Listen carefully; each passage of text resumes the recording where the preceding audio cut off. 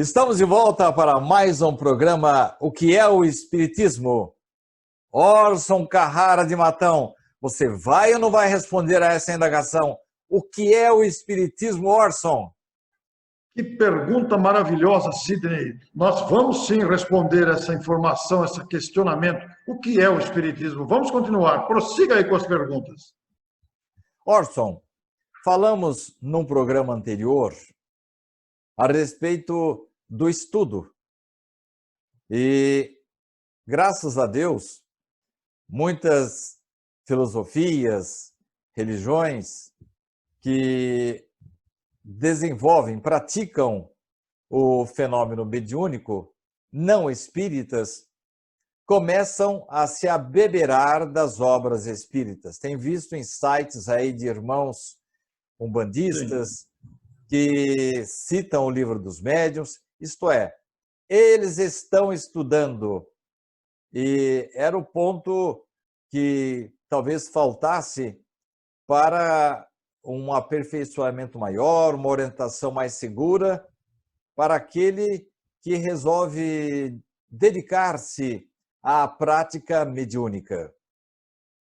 Orson, como é que ficamos em relação ao livro espírita, vindo desde lá do professor Rivaio, que desde os 28 anos de idade já escrevia, e depois, com o nascimento de Kardec para o mundo novamente, calcado nas gráficas em que lançaram o Livro dos Espíritos no dia 18 de abril de 1857, os seus sucessores, o trabalho maravilhoso, até com muito sacrifício da parte de Leon Denis, que era uma pessoa sem muitos recursos, mas dedicou-se muito a distribuir obras espíritas gratuitamente nas fábricas. E depois de lá para cá, tivemos tanto os sucessores de Kardec, como aqui no Brasil. Recebemos a bênção, uma bênção chamada Francisco Cândido Xavier, responsável pela edição de mais de 400 obras que ele não assinou. Elas foram assinadas pelos espíritos. Tudo isso, Orson, de uma certa forma, compõe o bojo doutrinário espírita. Nesse contexto, Orson, eu gostaria que você me falasse a respeito do livro espírita.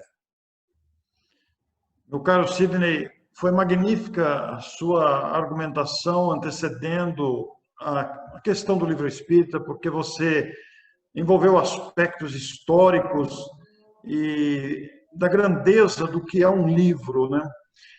Você se referiu ao próprio Allan Kardec, que antes de publicar a Codificação Espírita já era um escritor na sua área profissional, como professor, como pedagogo, publicou várias obras didáticas adotadas pelo governo francês na sua época, pelo respeito à capacidade do professor e do pedagogo. E depois ele publicou o Livro dos Espíritos, que deu sequência aos demais, e foi formando gradativamente essa vastíssima literatura espírita, enriquecida por muitos autores clássicos da sua época, ou logo na sequência, e ainda mais com os livros que vieram posteriormente, de autores encarnados e desencarnados, através de diversos médiuns, formando essa riqueza literária à disposição de todos nós. O livro é um elemento educativo, orientador, instrutivo, essencial. E quando se refere, recebe a qualificação espírita, o livro espírita, portanto, ele adquire as características que demandam, que incluem o conhecimento espírita. Portanto, é o disseminador, ele é o grande veículo que impulsiona o conhecimento espírita. Porque nas obras espíritas está o conteúdo da grandeza do espiritismo. E, naturalmente, que toda essa literatura que veio posteriormente ao surgimento do Livro dos Espíritos, toda esta literatura surgiu desta base. Tamanha a grandeza da obra da codificação espírita.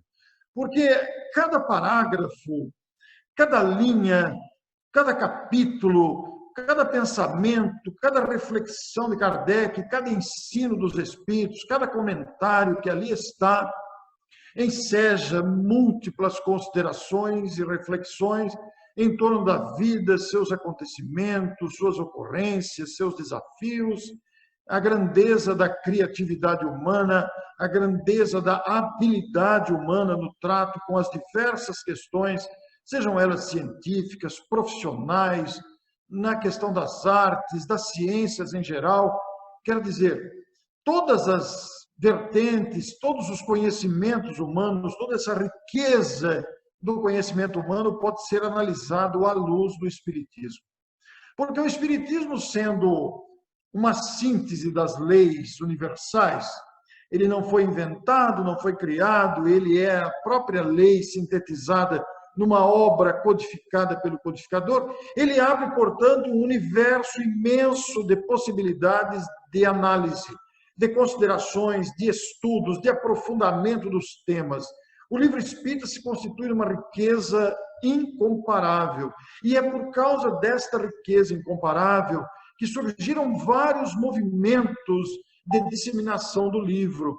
Bauru, por exemplo, com o trabalho do Richard Simonetti, que deu grande incentivo aos conhecidos e lembrados clubes do livro espírita, colocaram o livro espírita em cada casa, em cada ambiente de trabalho, em cada mão, e se espalhou esse trabalho por todo o Brasil, extrapolando fronteiras nacionais também.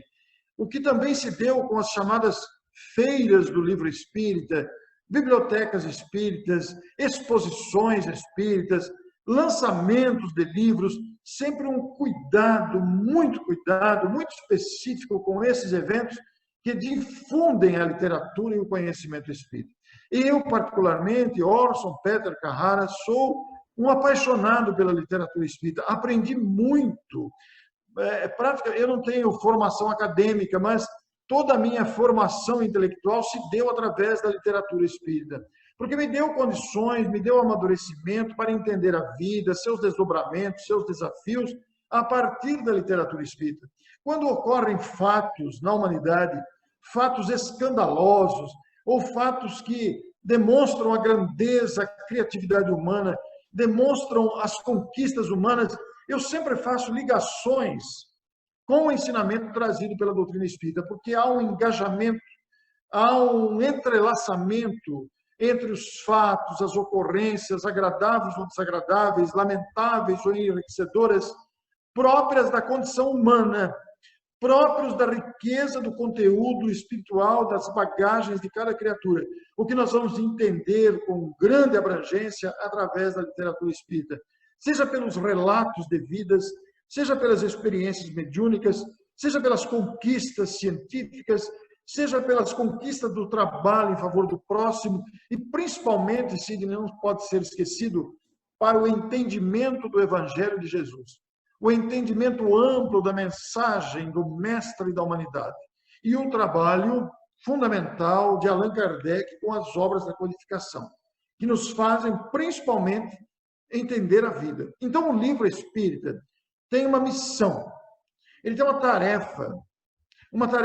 missão de levar o conhecimento, despertar nas criaturas o sentimento de fé, mas não apenas a fé, mas também o raciocínio, despertar na criatura a grandeza da obra de Deus. Tudo isso está no livro espírita, que se utiliza naturalmente de outras conquistas da inteligência humana. Orson, perde-se na noite dos tempos os primeiros registros, os primeiros conteúdos que foram registrados inicialmente em papiros, lá no Antigo Egito. E de lá para cá, as grandes bibliotecas, que inclusive foram objeto de devastações de tiranos, achando que se ali estavam livros e não estava o livro principal da sua religião, aquilo não servia para nada. Então, nós tivemos aí grandes desastres acabando queimando bibliotecas. Mas a cultura escrita, ela até hoje, eu tenho netas que fazem cursos superiores, o livro é indispensável. Agora, Orson, de uns tempos para cá, não apenas no Brasil, não apenas no meio espírita, nós estamos vendo muitas dificuldades de sobrevivência das editoras e livrarias do mundo inteiro. Daqui a pouco quero me referir especificamente ao meio espírita. Mas a que se deve, Orson, essa dificuldade de veiculação do livro? Ele tende a acabar, o livro impresso tende a acabar, o jornal impresso tende a acabar, dando lugar às edições virtuais, Orson? Eu penso que é uma tendência do mercado você vê muitos jornais impressos diminuírem, reduzirem as suas edições e a disponibilização em meios virtuais. Isso também está acontecendo com o livro, né? Até porque as novas gerações, esses meninos que aí estão hoje, se utilizam desses recursos digitais com grande competência, eles dominam isso, leem em plataformas digitais. Então, é uma tendência do mercado. Não dá para afirmar que o livro vai desaparecer ou não. Eu penso, pensando nos dias atuais, talvez da nossa geração, Sidney, a gente gostaria que não desaparecesse. Porque nada como ter um livro impresso na mão, aquele volume de páginas de papel impresso, encadernado, que é muito melhor de se ler, de se acompanhar, é bonito, é como se tivesse um filho nas mãos quando você tem um livro na mão, que você se delicia com as páginas, você aprende com as páginas. Os recursos eletrônicos, os recursos digitais também são muito válidos, a gente lê muita coisa na tela do computador, na tela do celular, mas eu penso que não substitui o livro. Embora a redução do volume das edições, mas eu acho que não vai substituir, pelo menos, não sei por quantos anos, ou décadas, ou séculos, porque é importante que se preserve a memória impressa, até porque a memória virtual, ela se perde nesse universo virtual, nas nuvens, como a gente costuma dizer, né?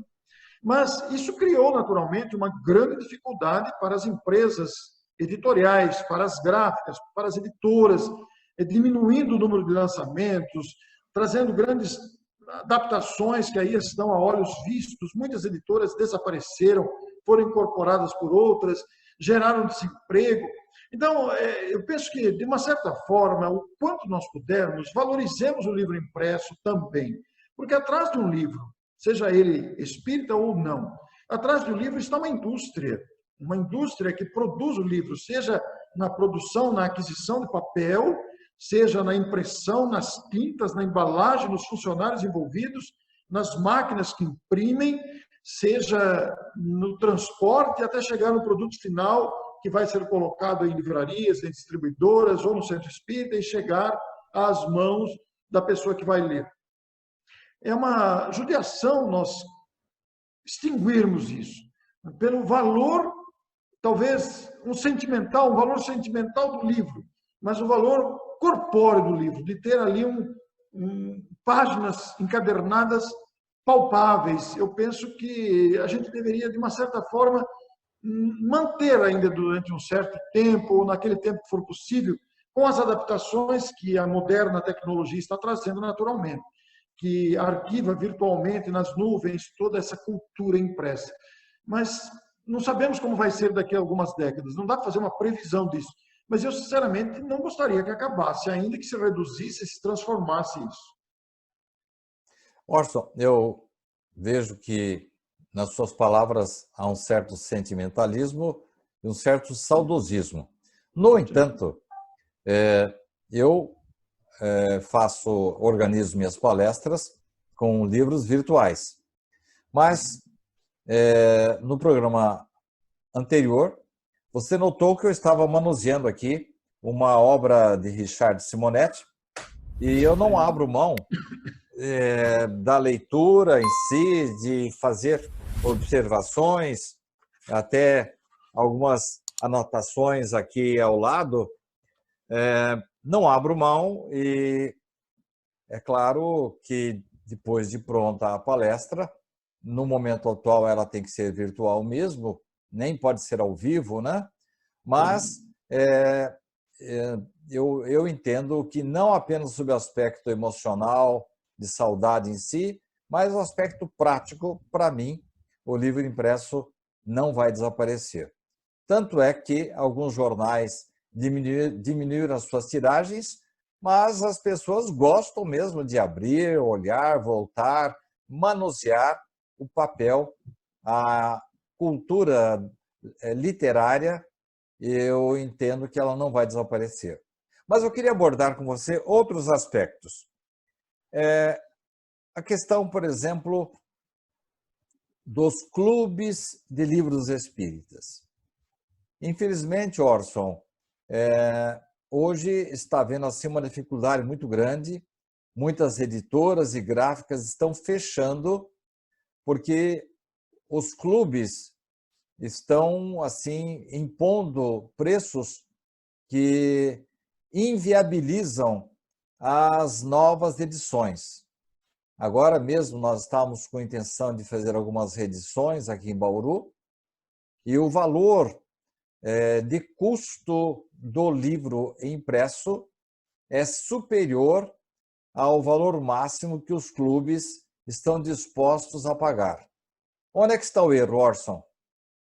Olha, eu acho que a grande questão aí está na conscientização dos coordenadores de Clube do Livro. Os coordenadores de Clube do Livro, porque a finalidade do Clube do Livro é baratear o livro, para que chegue ao leitor inscrito no Clube do Livro com um preço mais acessível. Mas isso não significa que o livro tem que ser entregue de graça, de jeito nenhum. Até porque o Clube do Livro virou uma fonte de receita para as instituições e para os clubes do livro. Mas o Clube do Livro tem que considerar a gráfica, tem que considerar a editora. Os clubes não podem querer desejar tirar da editora a custo zero. Não tem como, a editora tem custos, a editora tem que sobreviver também. Então, há um equívoco aí entre os clubes no entendimento da função do Clube do Livro. Porque o que se criou no Brasil, principalmente no Brasil, vamos falar aqui, sejamos claros, né? Descobriu-se no Clube do Livro um filão. Então, começou-se a colocar qualquer livro no Clube do Livro por preço. E não é isso, a finalidade não é essa. A finalidade é selecionar livros com conteúdo para contribuir com a difusão doutrinária do Espiritismo. Mas quando os clubes começaram a enveredar pelo caminho do custo, nós perdemos a finalidade. Os clubes têm que reajustar os preços e escolher os livros não pelo preço, mas pelo conteúdo. Os clubes têm que se adaptar. Se o livro é mais caro, ele tem que pagar mais caro e repassar a preço maior para o consumidor final. Então, há que haver aí uma conscientização dos clubes, principalmente. Porque as gráficas, as editoras, elas lutam com custos, não tem jeito. É o custo que está lá, uma margem de lucro para a sobrevivência e para dar continuidade a outras editoras. Isso causou essa redução drástica na edição de livros espíritas. Mas eu não diria só redução, não. Uma certa inviabilização. E eu estranho isso no meio espírita, que deveria ser um ambiente de compreensão, fraterno, e vejo nas atitudes de alguns dirigentes de clubes o capitalismo selvagem de Wall Street, em que o indivíduo, com o poder na mão, ele acaba inviabilizando algumas atividades de fator econômico. Eu não estou falando isso de ouvir falar, não.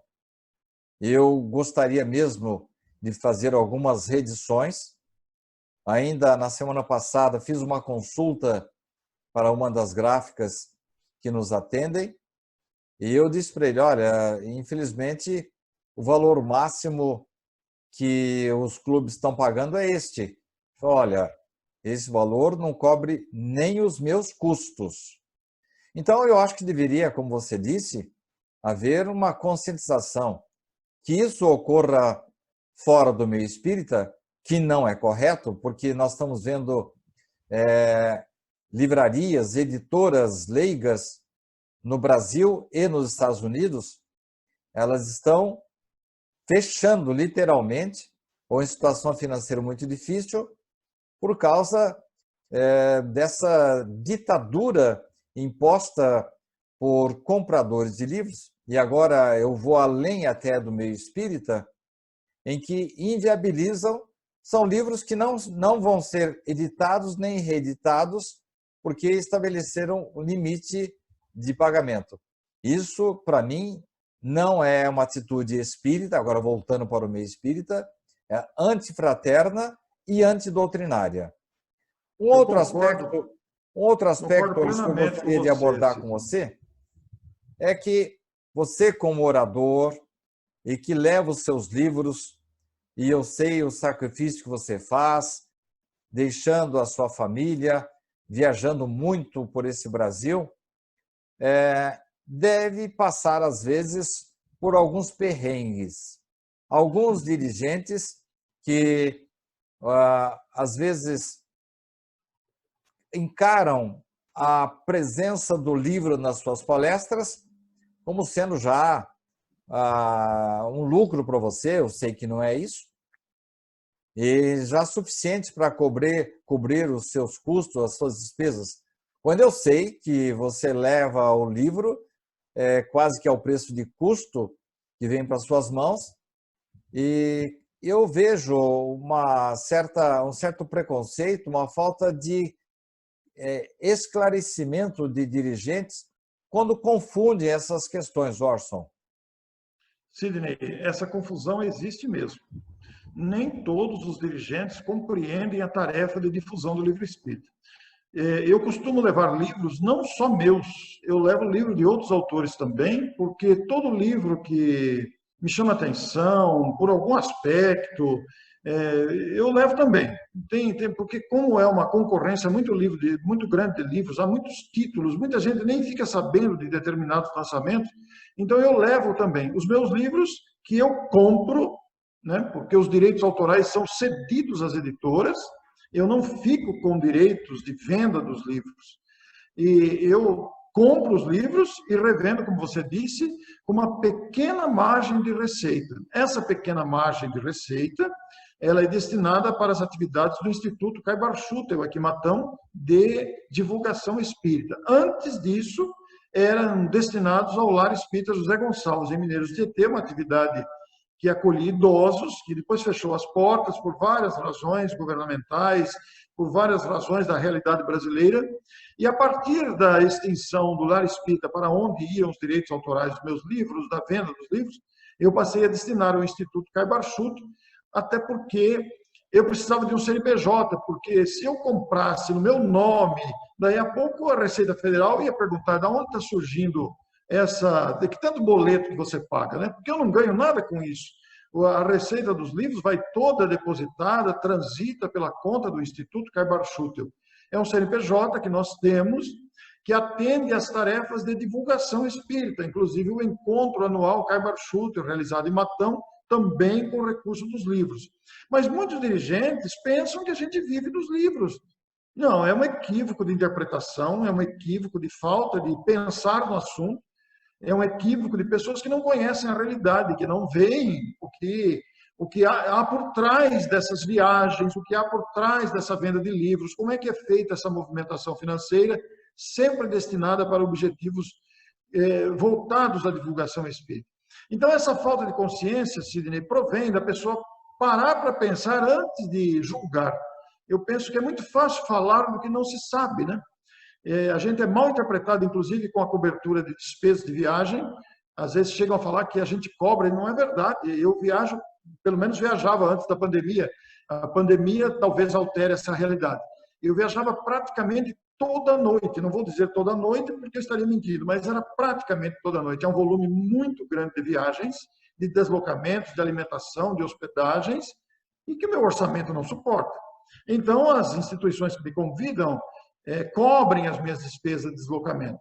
E o que a venda de livros não cobriria, porque eu praticamente compro a preço de custo, a margem que nós vendemos os livros é muito pequena e é destinada para atividade de divulgação. Então, é falta de uma compreensão mais exata do que se passa com os palestrantes espíritas, né, Sidney? Que causa esse tipo de confusão que você está se referindo aí. Bem, Orson, nós estamos chegando ao final de mais esse programa. E eu acho que é bom sempre a gente lembrar que a doutrina espírita nasceu, Allan Kardec, vamos dizer assim, renasceu no dia 18 de abril de 1857. Com um livro. Com o livro. E o livro sempre foi a revista espírita impressa, e até hoje é, é bem verdade que nós não temos mais aquelas grandes bibliotecas, o computador nos ajuda muito, mas o livro impresso ainda é o carro-chefe para a veiculação não somente da ideia espírita, mas das ideias em geral. Orson, quero agradecer a sua participação mais uma vez. Você que responde as perguntas aí com muito bom humor, mas sempre com seriedade, respeito e bastante conteúdo didático. Quero agradecer mais uma vez a sua participação em mais um programa nosso, Orson. Eu é que agradeço, Sidney, pela possibilidade de estar aqui. É sempre bom trocar ideias para que nos conheçamos uns aos outros e possamos falar dessa doutrina tão maravilhosa, porque, afinal de contas, o que é o Espiritismo? Orson, eu quero que você já se prepare para um programa futuro, que nós vamos dedicar integralmente a esse encontro anual realizado sobre Kai-Bar-Schutel. Quero que você faça uma introdução inicial sobre Kai-Bar-Schutel e depois vai dizer assim com detalhes o que acontece nesse encontro, se são apenas palestras, se nós temos arte, enfim. Durante esse programa aqui, nós temos, vamos dizer, traçado um protótipo daquilo que o dirigente deve perseguir. Agora eu vou cobrar você, Orson. Quero saber se nesse encontro aí você está saindo da teoria e está partindo para a prática. Muito obrigado, Orson, pela sua participação.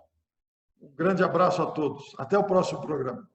E a vocês todos, amigos e amigas que estão nos acompanhando, nesse instante estão nos ouvindo, estão nos vendo. Agradeçamos a Deus essa oportunidade maravilhosa deste encontro virtual e que nós possamos, acima de tudo, nos dedicarmos ao estudo da doutrina espírita. Só assim vamos saber exatamente o que é o Espiritismo. Até a próxima semana.